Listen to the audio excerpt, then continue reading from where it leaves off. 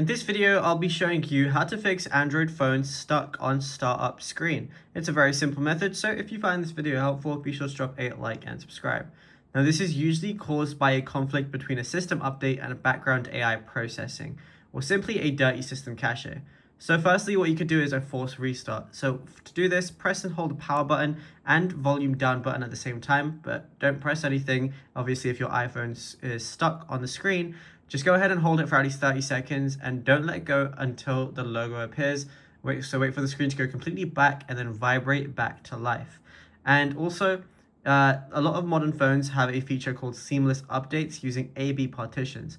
So if your phone fails to boot, let it try 3 or 4 times. The system will eventually realize it can't boot and should automatically revert to the B partition, which is a working software version, and just leave it alone for 10 minutes and see if it recovers on its own.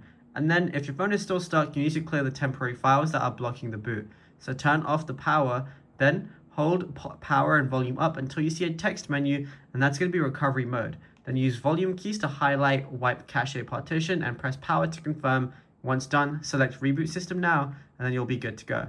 Now, if you found this video helpful, be sure to drop a like and subscribe, and also be sure to check out all our other tutorials that we've been posting on the channel as well, because there is a lot to go through, and you might find something that you didn't know about yet.